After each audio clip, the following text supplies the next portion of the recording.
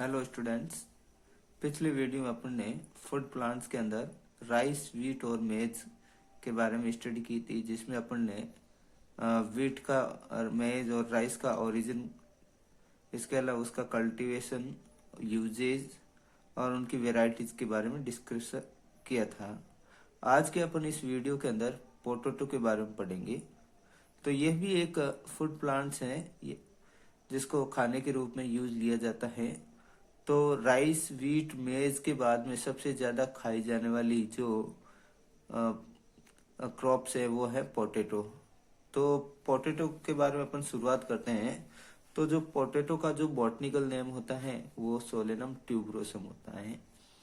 Solanum है जो इसकी जीनस है और ट्यूबरोसम है जो इसकी स्पीसीज है। और इसको कौन सी फैमिली के अंदर रखा गया था? सोलेनेसी फैमिली के अंदर रखा गया है। अब जो ये पोटैटो वर्ड है, ये पोटैटो वर्ड है, ये कहाँ से है? तो पोटैटो वर्ड है जो एक स्पेनिश वर्ड से बना है और उस स्पेसिफिक वर्ड का मतलब है पटाटा। अब जो पोटैटो था उसका ओरिजिन सेंटर किसको माना गया? तो पोटैटो का ओरिजिन सेंटर है जो पेरू और चिली को माना गया। ये दोनों कंट्रीज हैं जो साउथ अमेरिका के अंदर आई हुई है। तो पेरू और चिली के एंडीज माउंटेन पर या एंडीज पर्वतमाला पर ये वाइल्ड स्पीसीज के रूप में उगे हुए थे। अब जो प्रेजेंट टाइम जो पोटैटो की वैरायटी है या जो प्रेजेंट टाइम जो डोमेस्टिक स्पीसीज हैं उसका फॉर्मेशन कैसे हुआ, तो इसके लिए दो फैक्ट बताते हैं साइंटिस्ट।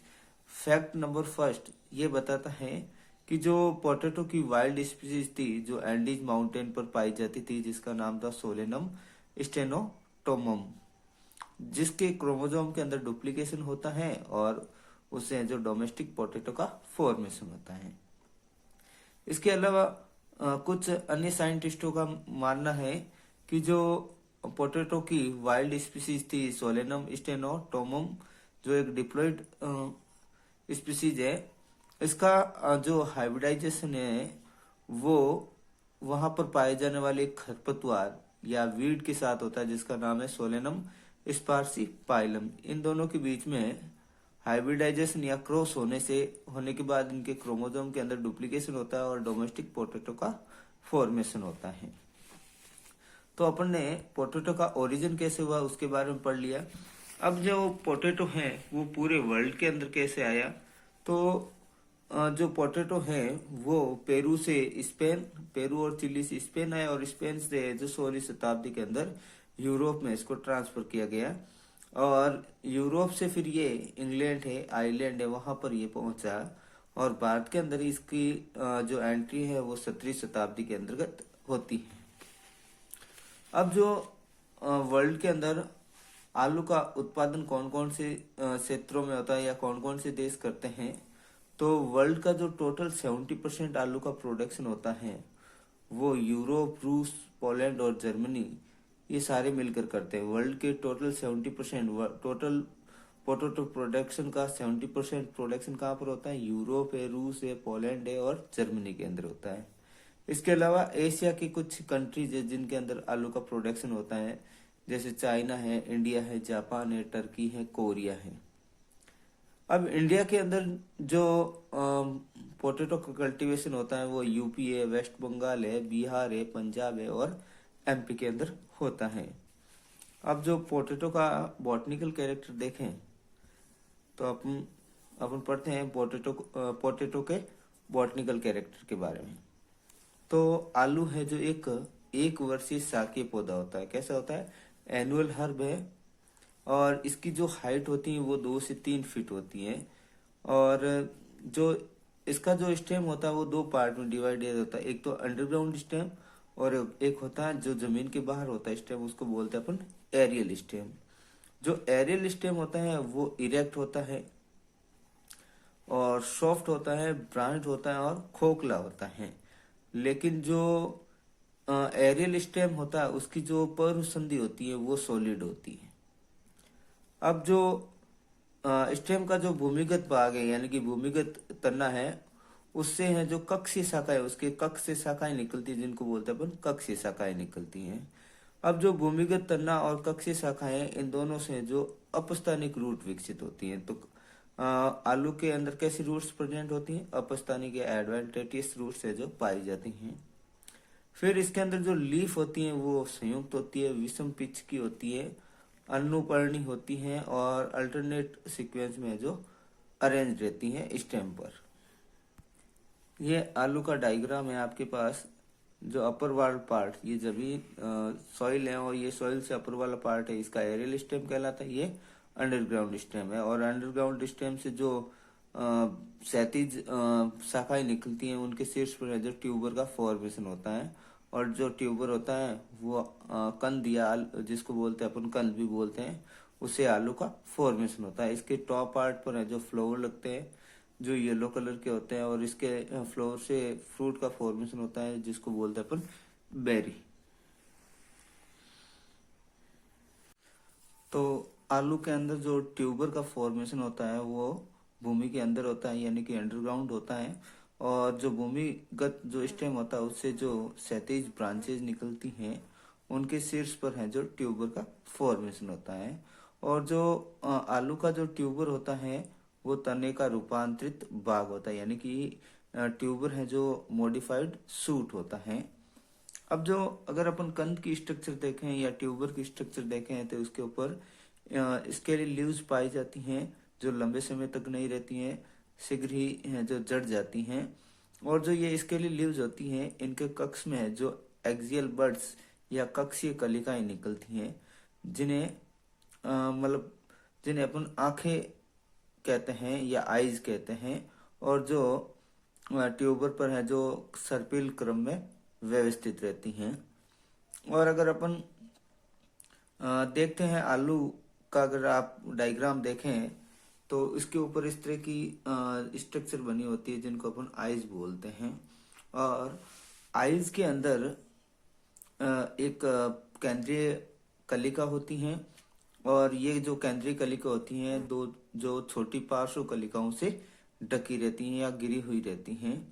और जो अगर अपन आलू का प्रोपोगेशन करें या इसका प्रवर्धन होता है तो वो आंख युक्त भाग के द्वारा होता है। यानी कि अगर अपन आलू का आंख युक्त भाग काट कर उसको जमीन के अंदर बो देते हैं तो आलू का नया प्लांट है जो डेवलप हो सकता है। अब जो आलू के अंदर जो फ्लावर लगते हैं वो शीर्ष भाग पर लगते हैं और ग्रुप में डेवलप होते हैं और जो पीले रंग के होते हैं। इनके जो फ्रूट होता है उनको बेरी कहते हैं। अब जो आलू के अंदर जो केमिकल कंपोजिशन होता है उसके बारे में देखते हैं। या ट्यूबर के अंदर जो केमिकल कंपोजिशन है उसके अंदर 10 to 30% है जो कार्बोहाइड्रेट होता है, 1 to 3% है जो इसके अंदर प्रोटीन होता है, 0.1% है जो इसके अंदर फैट होता है और 70 to 80% है जो इसके अंदर वाटर होता है। इसके अलावा कुछ अदर कंपोनेंट्स भी पाए जाते हैं जैसे फॉलिक एसिड है, पायरोडॉक्सिन है, विटामिन सी है, एस्कॉर्बिक एसिड है, राइबोफ्लाविन है। मिनरल्स में है जो पोटेशियम, फॉस्फोरस, आयरन, मैग्नीशियम, ये सब हैं जो इसके अंदर पाए जाते हैं। आलू के लिए क्लाइमेट कैसा होना चाहिए, उसके लिए किस टाइप की सॉइल से होनी चाहिए? तो आलू है जो एक टेम्परेट रीजन में उगने वाला प्लांट है, यानी कि शीतोष्ण क्षेत्रों में ये उगने वाला प्लांट है। तो इसके लिए नाइट का टेम्परेचर है जो लो चाहिए और जो डे का टेम्परेचर है वो हाई चाहिए होता है। तो एवरेज जो टेम्परेचर है वो 50 to 20 डिग्री सेंटीग्रेड होना चाहिए। और इसके लिए जो सॉइल होती है वो कैसी होती है? हल्की दोमट और छिद्रिल और जल निकासी वाली सॉइल होनी चाहिए और सॉइल की पीएच है जो 6 से 8 होनी चाहिए। अब इसका कल्टीवेशन कैसे करते हैं? तो आलू की कल्टीवेशन करने से पहले खेत के अंदर जुताई की जाती है और जुताई के बाद में बुआई की जाती है। तो बुआई से पहले क्या करते हैं? आलू के बीज बनाते हैं। तो बीज कैसे बनाते हैं? जो आलू का आंख युक्त भाग होता है उसको बीज के रूप में है जो खेत के अंदर काम में लिया जाता है और खेत के अंदर 6 से 10 सेंटीमीटर की गहराई में जो आंख युक्त भाग को या बीज को है जो पंक्तियों में बोया जाता है। और एक सीड्स कई दूसरे सीड्स के बीच में दूरी है जो 20 से 30 सेंटीमीटर रखी जाती है और दो लाइनों या पंक्तियों के बीच की दूरी है जो 40 से 45 सेंटीमीटर रखी जाती है। अब आलू की खेती के अंदर अपन आलू को कैसा खाद दे सकते हैं, तो नाइट्रोजन है, फॉस्फोरस है, पोटास है, इनका मिक्सचर दे सकते हैं, और इसके अलावा गोबर भी अपन डाल सकते हैं। अब इसकी सिंचाई कैसे करते हैं, तो आलू का बुआई करने के बाद में जब आलू जर्मिनेट होने लग जाते हैं तो सिंचाई है जो कम से कम 8 से 10 बार की जाती है।